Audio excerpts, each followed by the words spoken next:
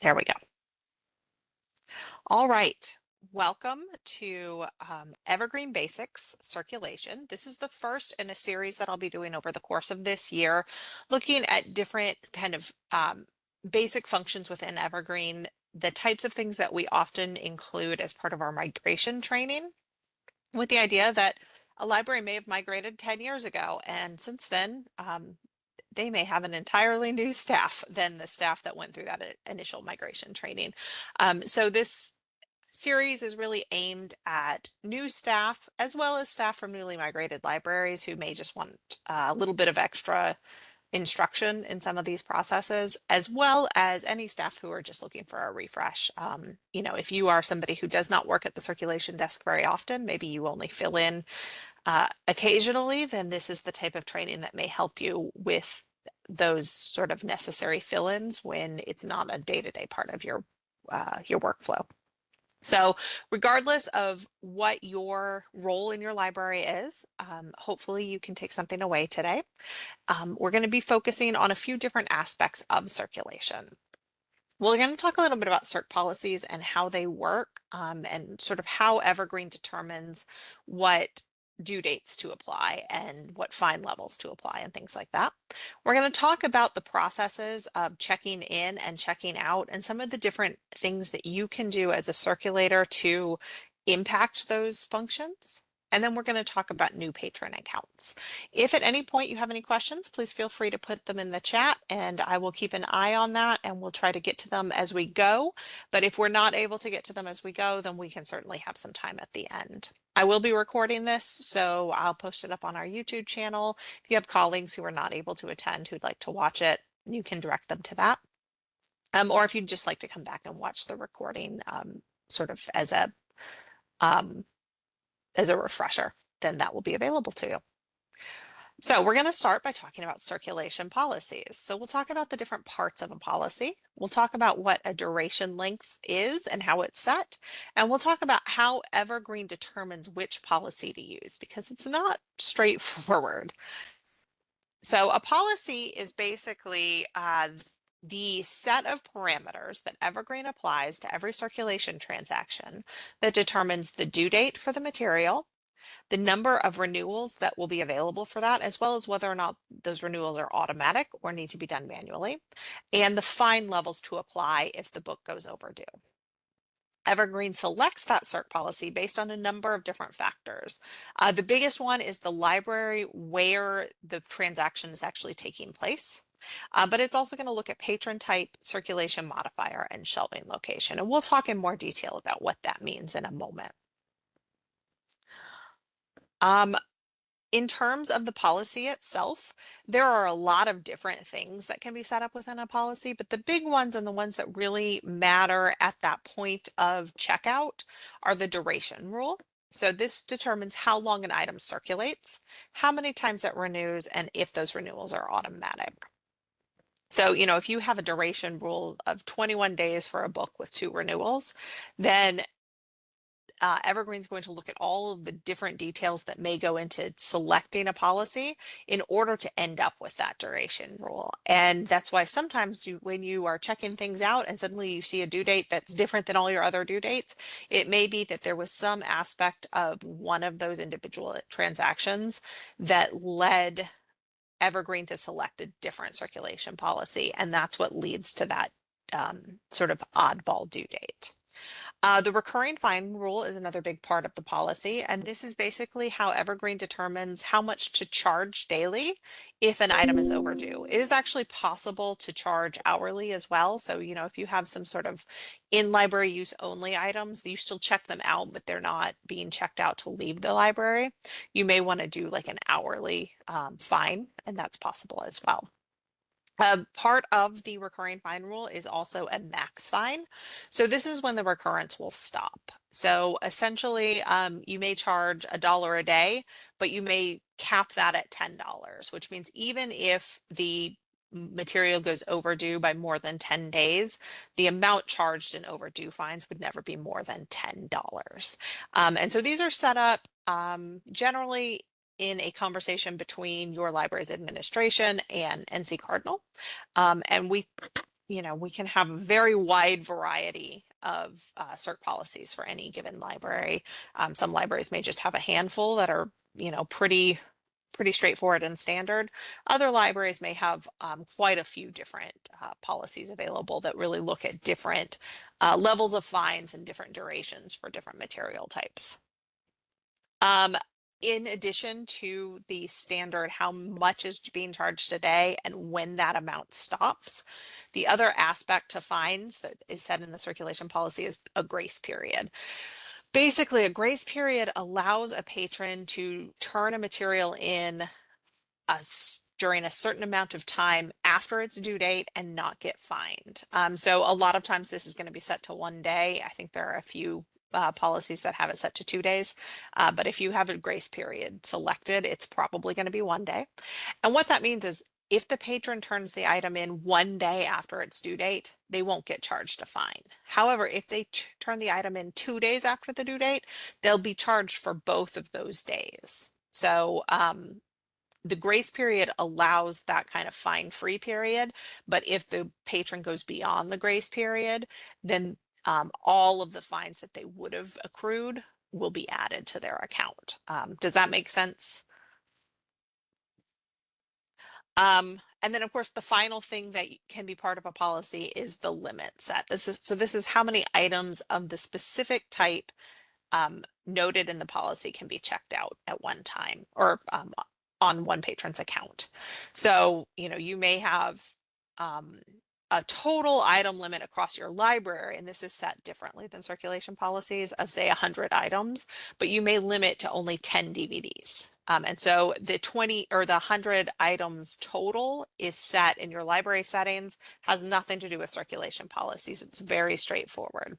But if a patron is checking out DVDs, then they're going to run into a different limit within that smaller limit set for the full library. Not every circulation policy has a limit set. A lot of libraries won't set a limit on books other than that larger library setting policy that caps the total number of items. And so patrons can check out as many books as they want up until that total limit. But a lot of libraries may set a limit on things like DVDs or technology. It's also possible to set a limit for certain patron types. So maybe juveniles can only check out 10 books versus an adult patron who has sort of an unlimited number of checkouts for books. So those are the different parts of a policy. When Evergreen selects the policy at that point of checkout, these are the things that are being set as a result of that policy selection. We'll talk a little bit more about what each of these actually looks like in practice. So with duration links, you have actually an option to make these a little bit nuanced. So when you set up when you're cataloging an item, you can select whether or not that item gets a short, normal, or long duration length. And basically what this means is within the circulation policy itself, we can determine that items that hit this policy would normally circulate for 21 days. But items that have the short policy selected at the item attribute level may only circulate for 14 days, whereas items with the long policy selected at the attribute level may circulate for 28 days. Those are just examples of how this might work. The actual durations that you select at the time of setting these up can vary. And not a lot of libraries utilize this for all their materials, but it is possible. One of the ways that we see it work a lot is with maybe new books. So you might have a book is considered new for 6 months, but in the first month of you owning it, you want to put a shorter duration length on it. And so you can catalog it to follow a short duration length and then just go in and change that record to allow it to follow a normal duration length. And I'll show you kind of what that looks like. So if we are in an item attribute, let's go into our item status page.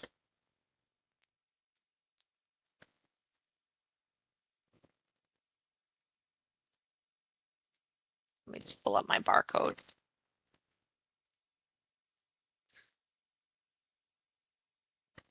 Oh no.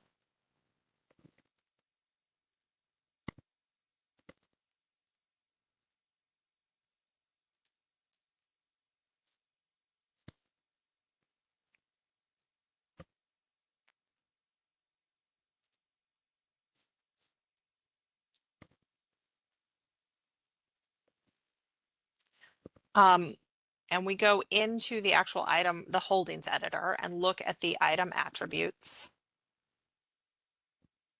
So this is what an item cataloger would be setting at the point of purchase. We can see the loan duration is set to normal. I can at this point switch it to short. And so what that means is that whatever policy this checkout hits, if there is a short duration set up within that policy, that's the duration that will be selected. So it gives you a little bit more control and allows you to have sort of multiple options within a larger umbrella. So if you are looking at a circulation policy for, for books for adult patrons, and you mostly want those to circulate the same way, but you have a core collection of materials that are maybe very popular, and you'd like to circulate those on a shorter duration, you can do that through this method rather than creating another policy, which would probably involve doing some funky things with shelving locations and stuff. And so you can do that kind of at the item level. For the most part, circulation policies are not set at the item level. They are set looking at a variety of different factors that takes the item into account, but the item itself does not hold any information about how something will circulate. So it's not like when somebody catalogs this item, they say they add to the cataloging record that it will circulate for 21 days. That circulation policy is set only at the point of checkout. And so this is a way for the library to have maybe a little bit more control over what that policy looks like at the true item level. So duration links can be kind of flexible. But for the most part, most of our libraries just have a normal length and that's all they use. And that's totally fine too. We talked about the length category being set in item attributes. So for those of you who are item catalogers and this is something you're interested in, feel free to reach out and we can talk about it more. Those of you who are circulators, if this is something you feel like your patrons would benefit from, then it's maybe a conversation to bring up with your admin and your tech services departments about how you could implement that. The duration length itself is going to be set up in the circulation policies that NC Cardinal creates for you. So if you do determine that you'd like to change a circulation length, that's something that you would reach out to us for help with. And if you are determining that you'd like to have multiple duration lengths available, then the circulation policy needs to reflect that before you go in and start setting short, medium, short, normal, and long. And so that part's a little bit confusing, I think, because what it really comes down to is that the circulation policy may or may not have multiple lengths available. If it does, and the item that is being circulated is set to circulate anything other than a normal length, then it will select that from the policy. Evergreen will select that from the policy. If there is not a circulation policy set up for those multiple duration lengths, then regardless of what an item is set at, it's going to circulate for the normal amount of time. So you kind of have to do two different steps in order to get those multiple durations to function. From a circulator's perspective, kind of at the desk, what you're really looking for here is what is the due date going to be and does that due date make sense? If you're scanning an item and everything has a due date 21 days from the date of scanning, and then suddenly you scan another book that is the same in all other respects to the ones you've been scanning, and suddenly it has a due date that's much closer, then it might be worth looking into whether or not that item was set up with that short duration length and whether or not that was intentional at your library. A couple of weird things that aren't necessarily connected to the circulation policy, but that may impact circulation at the time of checkout. One is lost. So circulation policies will cap fines, but they won't do anything else to deal with long overdue items. So a circulation policy will set the due date and it'll say how much to charge if something goes overdue, but it won't say when that item should be moved to lost. That is something that is set at the library level. which means it can only be set one way. You can't have books revert to lost after 3 months, but DVDs revert to lost after 1 month of being overdue. Um, it's set at the library level, and so there's one setting for when items should revert to lost automatically at the point of being long overdue. So just something to keep in mind, um, is that is not available to be specified for different item types. And we talked quite a lot about the concept of duration, but the thing to really know, especially as a circulator, is that the duration listed in the item status screen is probably not accurate. It might be accurate. It's based on the last time the item circulated, not the policy that it's going to hit next time. So, for example, if we take a look um, at this item, and we come over here and we look at the duration rule is set to be 21 days with 3 renewals. All this means is that last time this item was checked out, it circulated for 21 days with 3 available renewals. Next time it's checked out, it may hit a different policy. It's possible that this policy was hit because the item was sent through resource sharing, and so it was checked out at a different library that has different duration rules. Because when items are sent through resource sharing, they follow the library's circulation policies where they're being checked out, not where they're owned. So if something was sent through resource sharing at its last checkout, this duration rule is likely not accurate.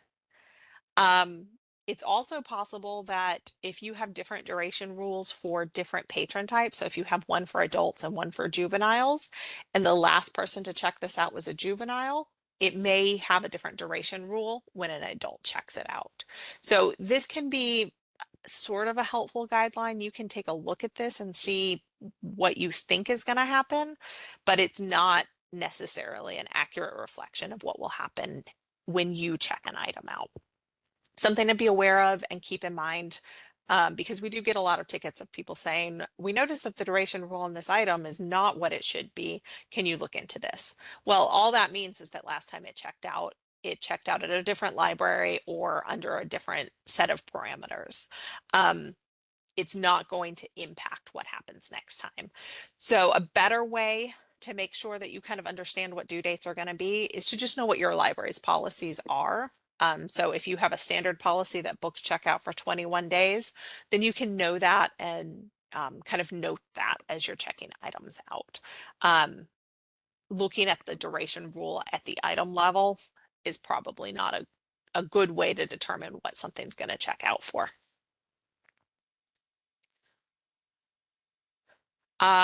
So that was kind of the basics of circulation policies.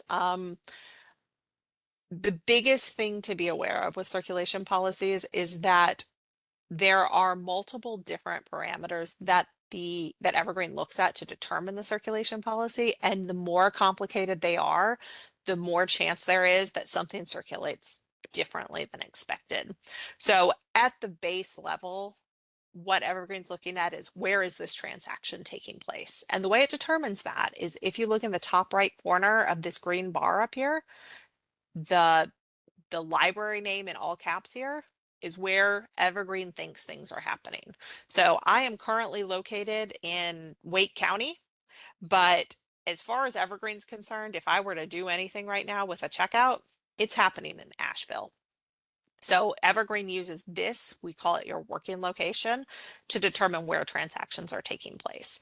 For the most part, this is probably not something you have to worry about too much, but if you move around between branches, or especially if you move around between a physical branch and a bookmobile, be aware that whatever you have set as your working location, which is set at the point of creating a workstation, that's where those transactions are going to be recorded as taking place. And that's going to impact the circulation policies. A lot of libraries may have different Circ policies for their bookmobiles versus their physical locations. So you want to make sure if you're moving back and forth between those two environments, that your workstation and working location reflect that. Otherwise, you're not going to get the right policies being hit. So the number one thing a policy is looking at is what is your working location? Where is this transaction taking place? After that, it looks at what type of patron is checking this out. And you may not change. There are some libraries that just say all patrons have the same policies, and that's totally fine. But there are some libraries who may say juveniles check out differently than adults, or there may be a difference between an adult account and an adult limited account. So however your library has set it up, that patron type may end up being a factor. The other thing that it looks at is the type of item, and it doesn't look at the MARC record to determine that. It doesn't look at what the official format is. Instead, it looks at something called a circulation modifier. So if we look at this item here, this book that we were looking at before, we see that the Circ modifier is set to book. That's fine. This is a book, so that makes sense. We have some things where the Circ modifier may be set to kit, even though the item is technically some sort of audiobook. And the reason that's happened is because the library has determined that they want these types of audiobooks to circulate differently than most of their audiobooks. So they are calling all of them kits. Libraries can do a lot of kind of funky things with Circ policies by thinking about the Circ modifier. So the Circ modifier doesn't change the format of the item as it's cataloged.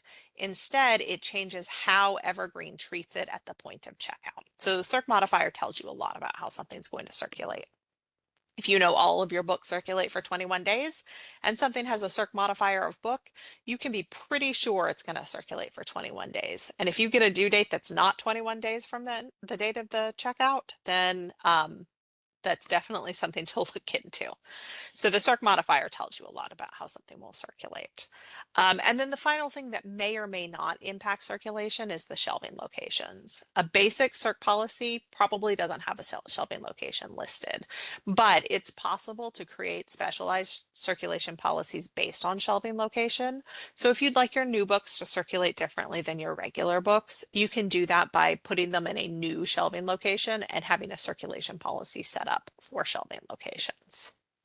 So all of this is kind of complicated. There's a lot of different stuff that happens as a result of circulation policies.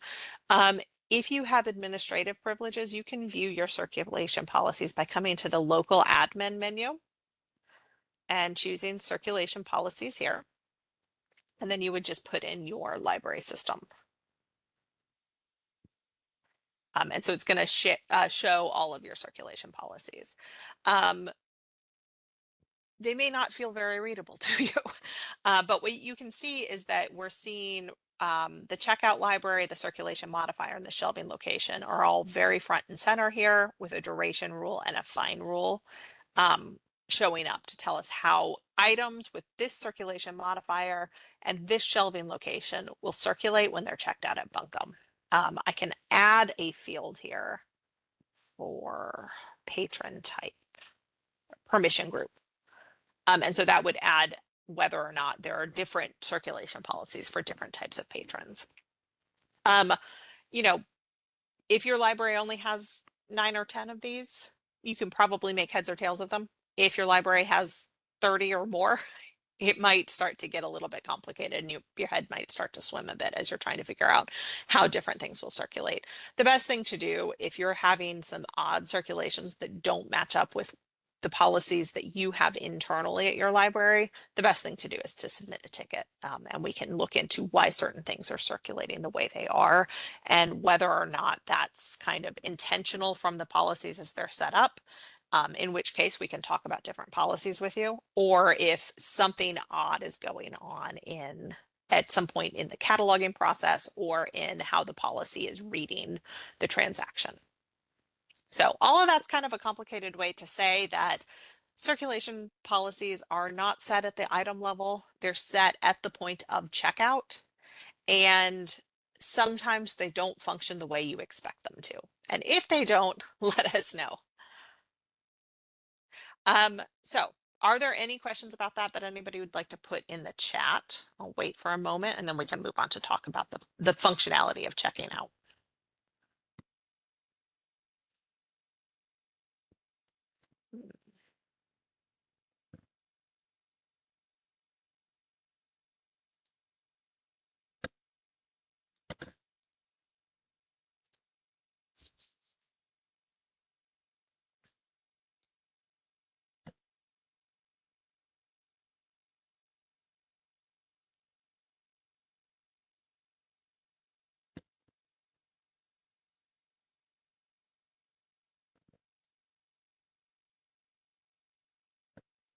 All right, well, let's talk about checking out. And if people do have questions about circulation policies as we move forward, feel free to put them in the chat and we can come back around to them.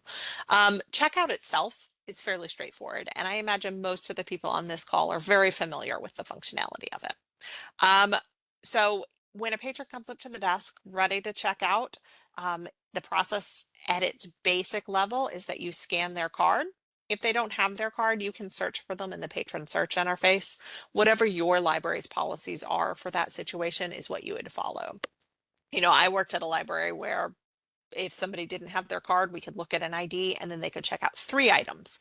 Um, I've worked at other libraries where no card, no checkout. So it really depends on what your library's policies are. But at the base level, you get the patron's barcode and pull them up in Evergreen. Then you scan the barcodes of the items to be checked out. You print a receipt, and that's it.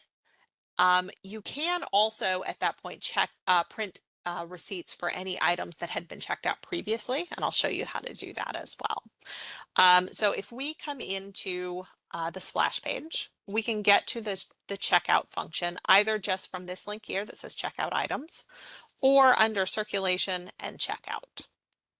Now, if a patron doesn't have their card, we can do the patron search from this point, or we can do it from the search menu and choose search for patron. So we would scan our patron's barcode. This would pull up their account. From here, you can check items out, but you can also do other things. For example, this patron has 2 holds available, so I could get those holds for him off of the hold shelf. If there were bills to be paid, those could be taken care of. If the patron needed to update their account, change their address or phone number or something like that, you can do that at this point as well. To check items out, you go into the checkout tab. If there are none of these alerts when you first get into the account, you'll be put directly into the checkout tab.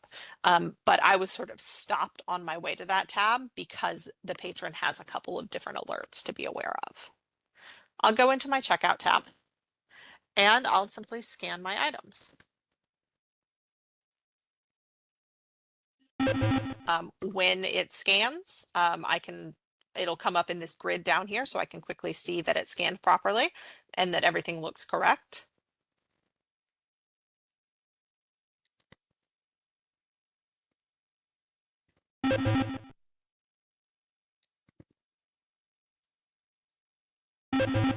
Now, if you're using a barcode scanner, you won't have to hit the submit button. I'm only doing that because I'm pasting the barcodes in.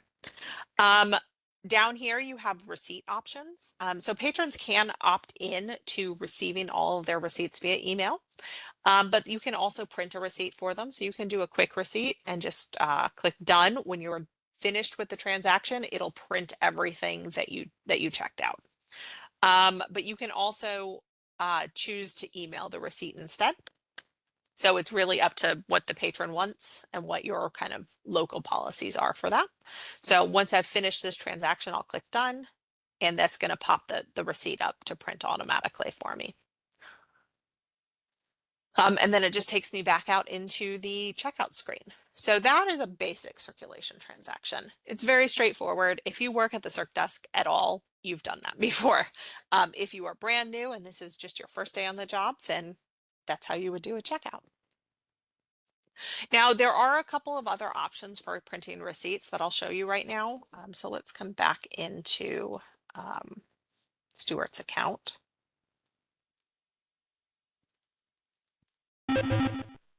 So if Stuart leaves and then comes back and says, hey, actually, turns out I do want a printed receipt. Before I just asked for an email, but now I want a printed one. Can you print it for me? You can do that after the fact. If Stuart comes up and says, hey, can you print a list of everything that I have checked out, even from older transactions? You can do that as well. You would go into the items out tab here. This may take a moment to load. This has been very slow to load in our dev environment lately.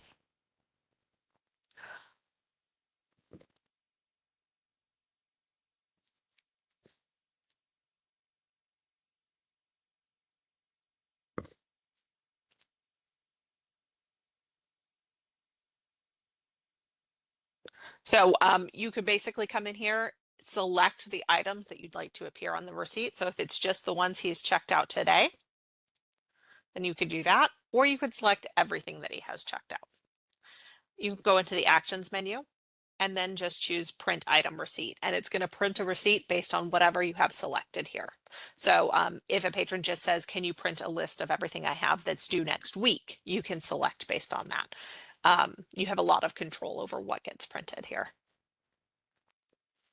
Some other things that you can do from this interface are changing the due dates. So let's say that one of those scenarios I mentioned earlier happens. A patron has checked out a stack of books and everything circulates the way it's supposed to except for one item. For some reason, this one item that should absolutely circulate as a regular book is not. It's hitting some weird policy, and you'll submit a ticket to figure out what's going on, but in the meantime, you want to make sure that the patron is getting the book for the amount of time that they ought to be getting it.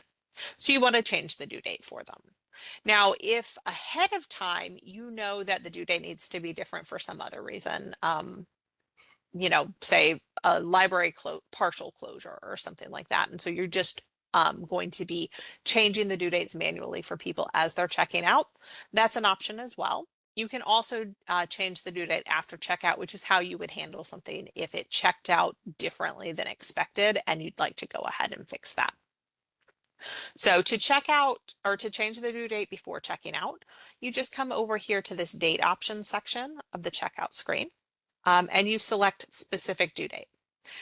You can set this to go until log out. So if you have, for some reason, the entire library is changing the due dates for literally everything all day long, then you can use this one and set your due date, and then you don't have to worry about setting it each time. If this is just a specific person, the person has said, hey, I'm going to be in the hospital until this date. Is there any way that I could get an extended due date? And your library allows that, then you could make this special due date just for this patron and this transaction.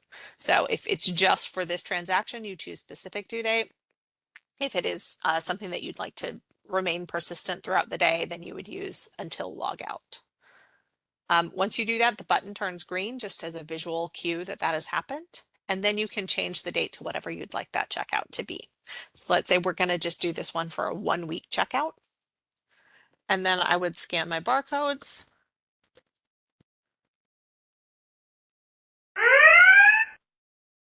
Oh, this is the same item I checked out just a moment ago. So it's letting me know it's already checked out, but we're going to pretend that didn't happen. And we're going to get a different barcode.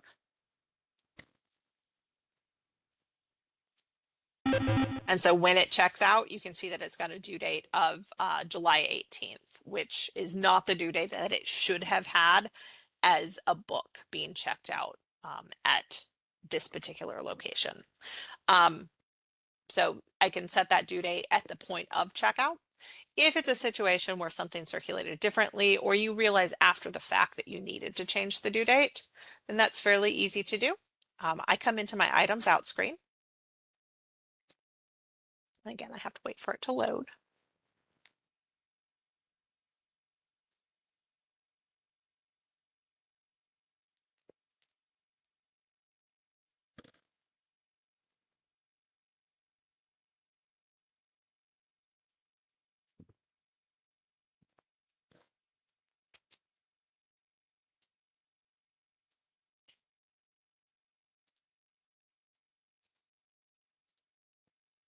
All right, and then I would choose the item that I want to change the due date for, and I would select it, and I'd come up to the actions menu, and I choose edit due date.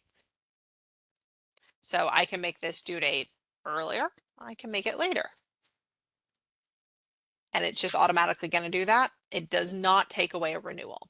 So, renewing an item is going to change the due date as well, but manually changing the due date doesn't renew the item. It simply changes the date that it's due back. So that is the process of changing due dates. It's fairly straightforward. It's not something to use just all the time because you feel like it, but it's something that can be really useful when it's needed. A couple of things to be aware of is that sometimes you're going to have circulation transactions where the barcode simply won't scan. The first thing you do in this situation all the time is to scan it a second time. There may have been an issue with the scanner. If it doesn't scan a second time, I'd actually suggest typing it in manually as well, because it could be that there's just a scratch on the barcode or there's something wrong with the barcode itself. And so if you type in the numbers manually, it may check out. But if you've tried all that and it's just not recognizing it, then it's possible that this item was moved forward onto your shelf without having been fully cataloged. It's possible that the wrong barcode was put in when the item was processed. So it exists as a holding in your catalog, but it is not connected with the barcode that is on the label on the book. So, that happens sometimes.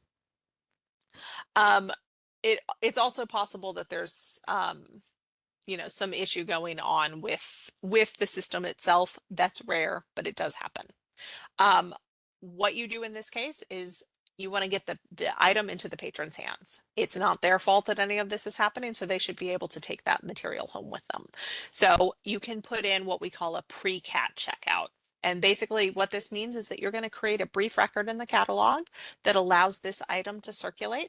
The patron takes it home with them. They have a great time with it. They return it.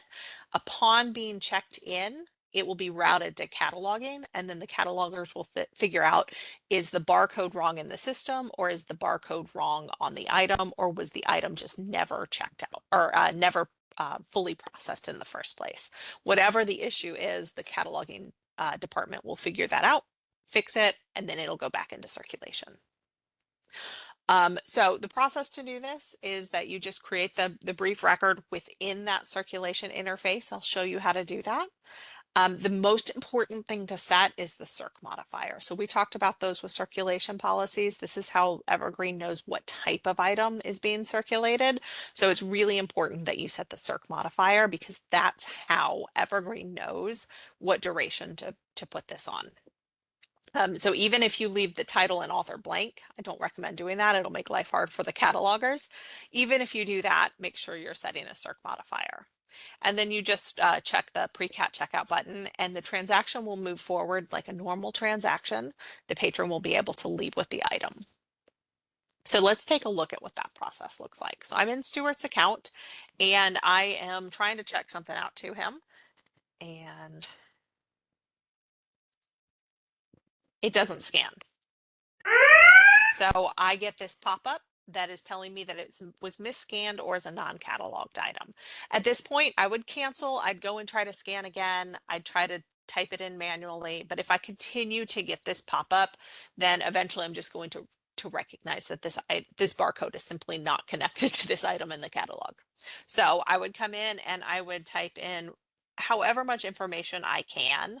The more you put in here, the better it's going to be for your catalogers, the more likely they'll be able to figure out what went wrong with this item in the first place. And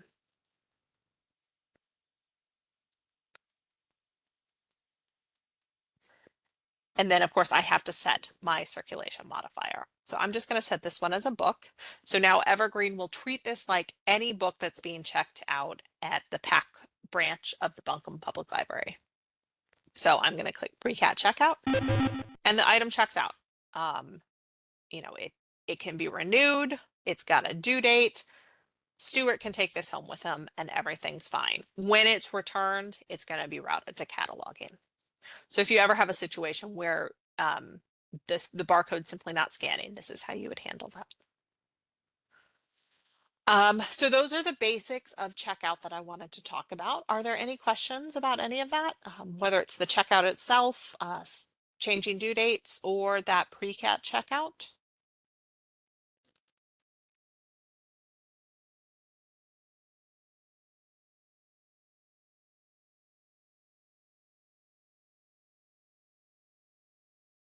All right, well, let's go ahead and talk about the check-in process. And if you do have any questions that come up about checkout, feel free to put them in the chat and we can address them as they come in.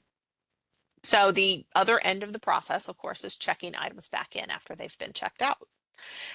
Once again, the basic check-in procedure is quite straightforward. If you have been working in circulation for any length of time, you've probably done this.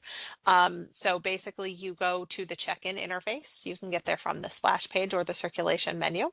You scan the barcode of the item that's been returned.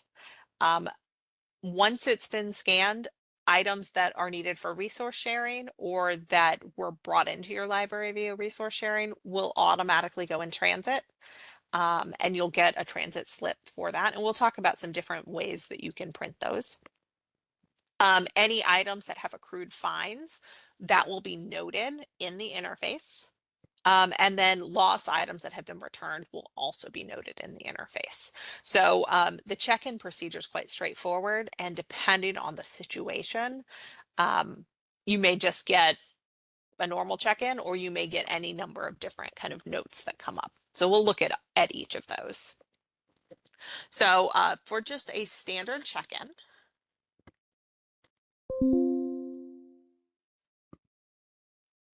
I'm going to go up here to the circulation menu and I'm going to choose check-in. And let me remove all of my check-in modifiers. We'll talk about those in a moment. So I would scan my barcode. And this item, oh, I know what's going on. Give me just a moment. And it looks like there's a question in chat, so I will take a look at that. I am going to switch my working location to a library that charges fines so that I can make sure that we're seeing what that would look like.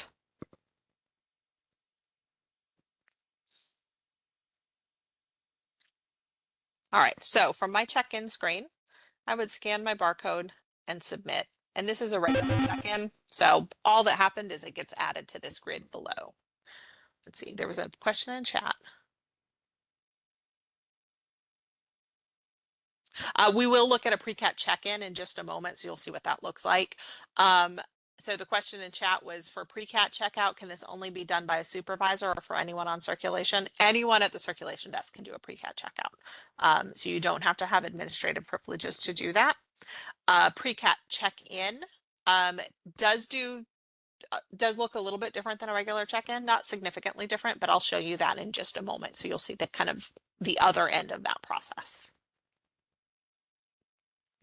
All right, so this was just a regular check-in. The item was returned to the library where it's meant to be shelved. It is not on hold for anyone. It's not going out via resource sharing for anyone. So all that happens is it routes to its shelving location, and that's it. Now, if an item is checked in that is needed at a different library, so whether this is an item that was checked out via resource sharing and is now being returned to its owning library, an item that is on hold at a different library and so is going to go fulfill that hold, or an item that was checked out at one library and returned to a different one, this is what's going to happen in any of those scenarios. I'm going to get a pop-up that tells me this item is going into transit, what the destination for that transit is, and then some general information about the item itself. I can choose to print this transit slip or not. And in a moment, I'll show you how you can automatically print those slips. I'm not going to print because I don't have a printer set up. Normally you would click print for this though. And so now you can see that with our regular check-in, it was routed to adult fiction, the shelving location. With the transit check-in, it's routed to an actual library. So its shelving location in the location column is adult nonfiction, but the routing to is not adult nonfiction. Instead, it's to Yancey, Maine. And then once it's checked in at Yancey, Maine, unless it's going on hold there, it'll be routed to adult nonfiction from that point. So that's the process of checking in when something goes in transit. Now, if something was overdue at the point of check-in and is going to have fines applied, when you check it in, you're going to get this note at the top that lets you know that fines were accrued on this item. So you could actually go back, you could click on this link. It's going to take you into the patron's account where you'll see that those fines have been applied.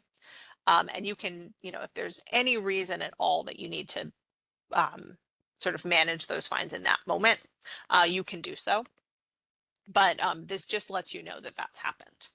And that can be especially useful if you have a situation where a patron has come up to the desk and said, this item's really overdue. I want to make sure it gets checked in. You can check it in for them, and then you can say, I've got it checked in. It looks like you've accrued $7 in fines. Did you want to go ahead and pay that? So this allows you to kind of do all of that in one space.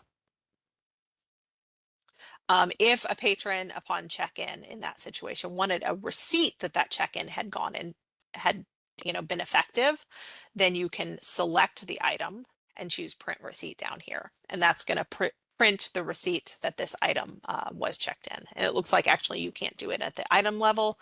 It's only going to be for literally everything that's been checked in. All right, so one more or two more kind of oddball check-ins you might see. So we've seen something go into transit. We've seen something with fines. If you check in an item that has been marked lost, and that's whether it was marked lost manually or was marked lost because it exceeded the overdue threshold and it moved into a lost status automatically. Either way, the item has been marked lost. When you check it in, you'll get this little alert that lets you know this item was marked lost. So if I just click OK, continue, then the item's just going to be routed right back to where it should be shelved. So it's telling me to, send it over to adult nonfiction. That's fine. I can do that.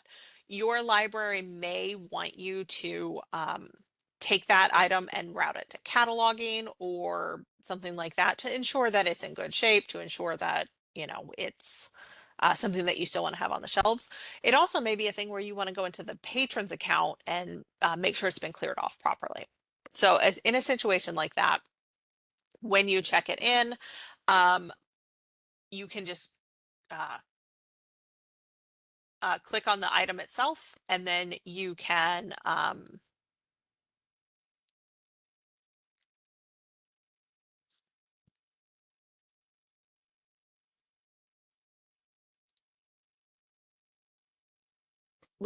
here it is, retrieve last patron who circulated item. And so this is going to take you into that patron's account to check whether or not it's it has been removed from their account properly. And then the final thing that's sort of an oddball check-in is, of course, that pre-cat that we looked at. So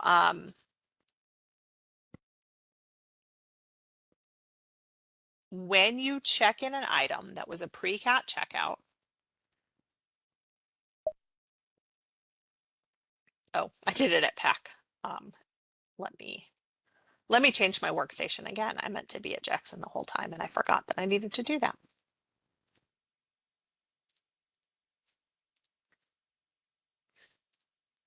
All right, so when I check in my pre-cat checkout item, I get this alert. And it lets me know that the pre-cat checkout was misscanned or is not cataloged. So as a circulator, I know that I'm going to need to do something further with this item. When I click OK,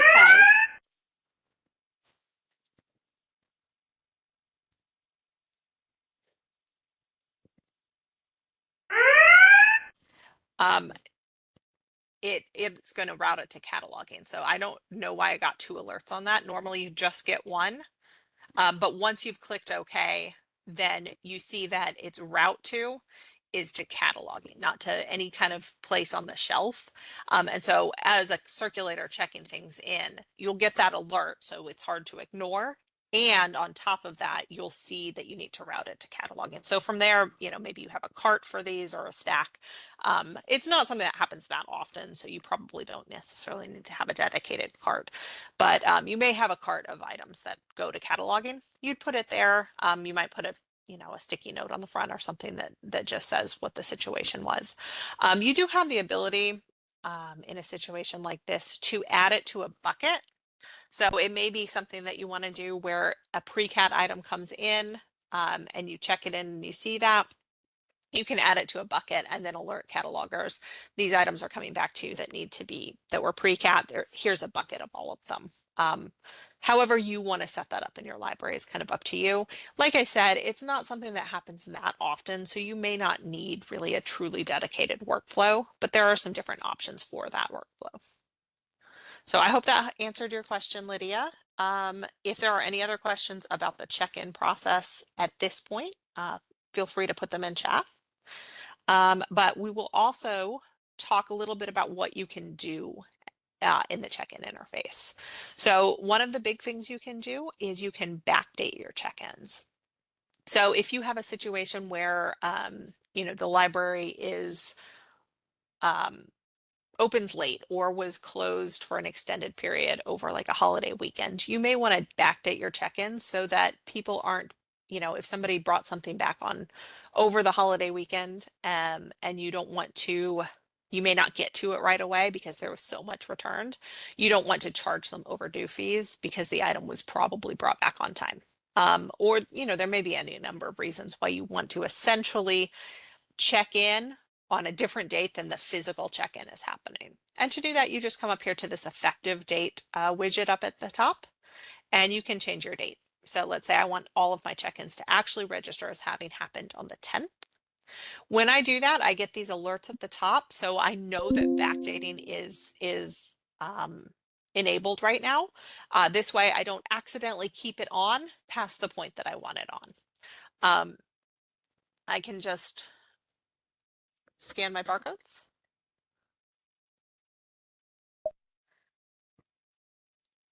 And this is a Jackson again.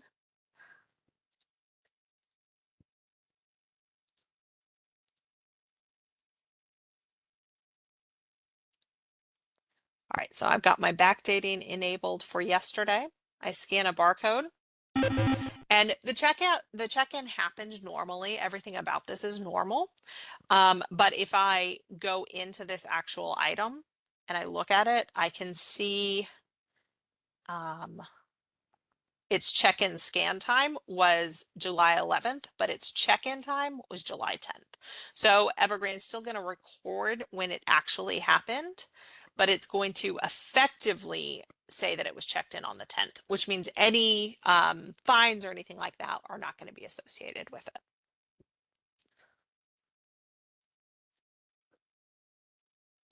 Once I navigate away from the check-in screen with that backdate enabled, and then I navigate back, you can see that it's already been removed. So this is not sticky. This is not something that you kind of keep going throughout the day. And, that's by design, so you're not accidentally checking a bunch of things in for the wrong date. So use it when you need it, but then stop using it when you're done with it.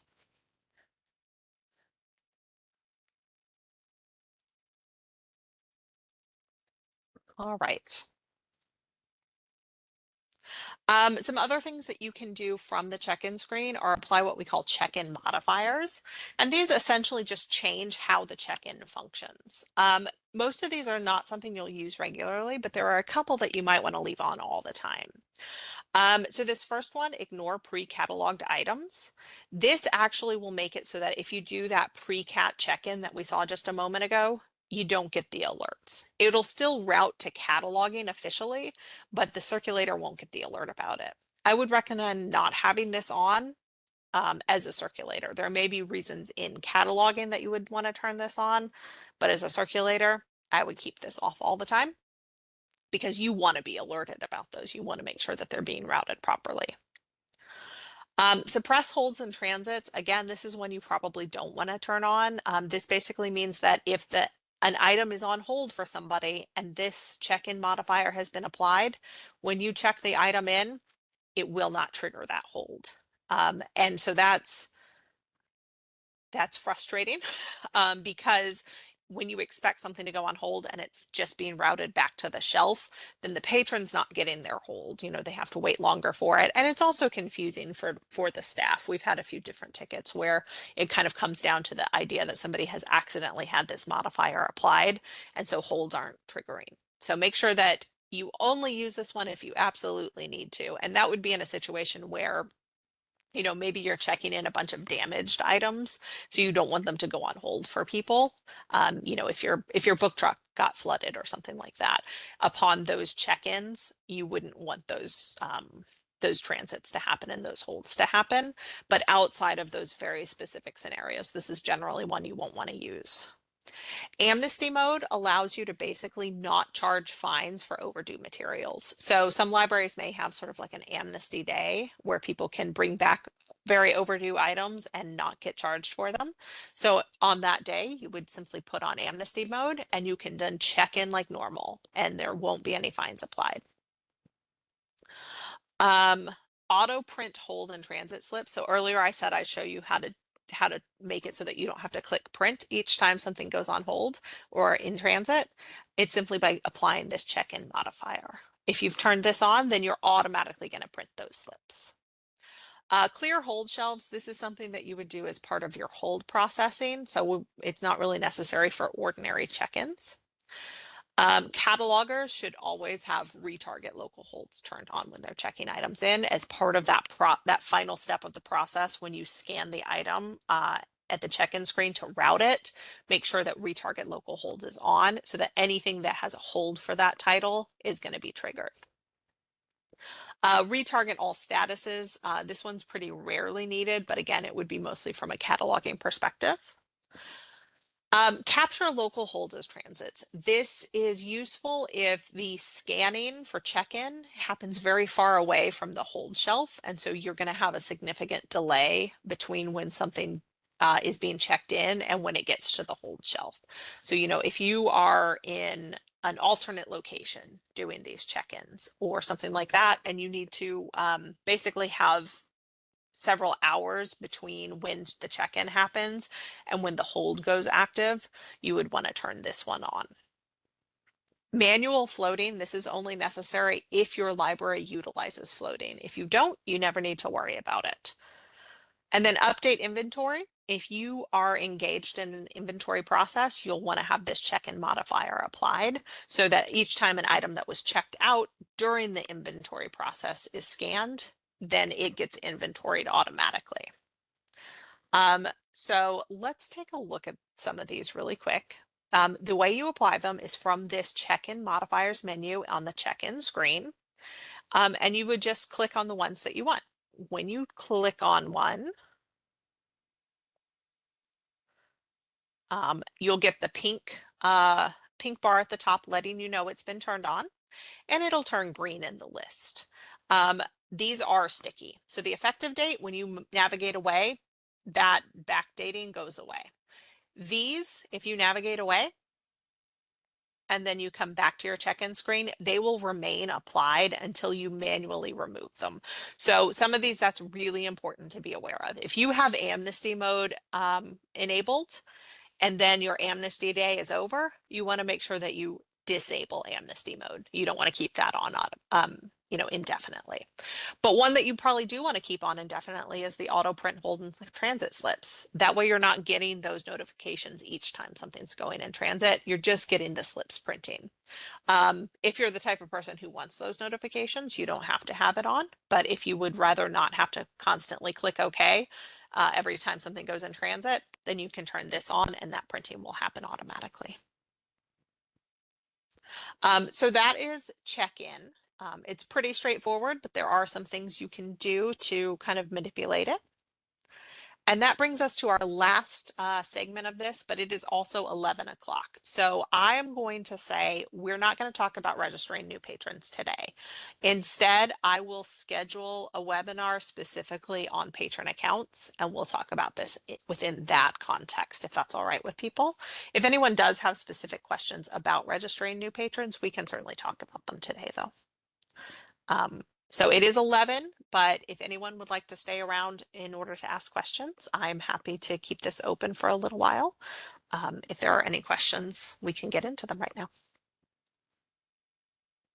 I do appreciate everyone being here today. And like I said, I will be posting the recording on YouTube, and we will also be continuing to do topics within this sort of Evergreen Basics series. We'll be looking at different tasks and functions that new staff need to know about.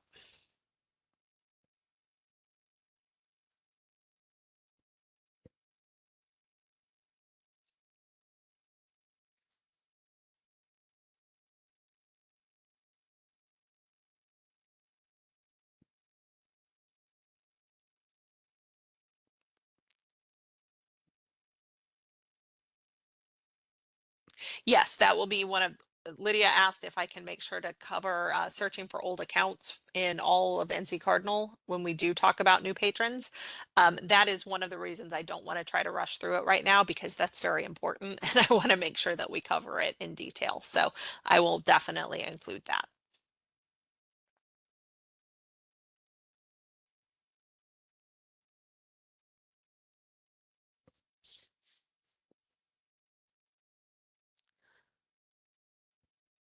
All right. Well, if there are no other questions, oh, there's as soon as I said that. Do modifiers that you apply only apply to your login or logins across your location? They only apply to your login. And in fact, they might only apply to your login and your workstation. I haven't tested that.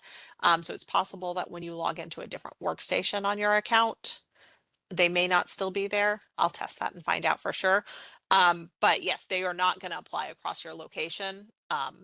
If you have a situation where your circulators all share an account, and so you're logged in and you're working and then you leave the desk and somebody else comes to your spot and they don't switch to their own login, then those are still going to apply in that case. So obviously, if you have sort of shared accounts, they'll apply for anybody logged into that account, but it is definitely account specific.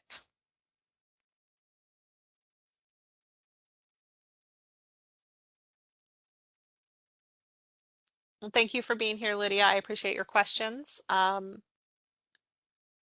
if there are any other questions, feel free to ask them now, or feel free to email me or reach out on Basecamp, and we can certainly answer questions in one of those venues as well.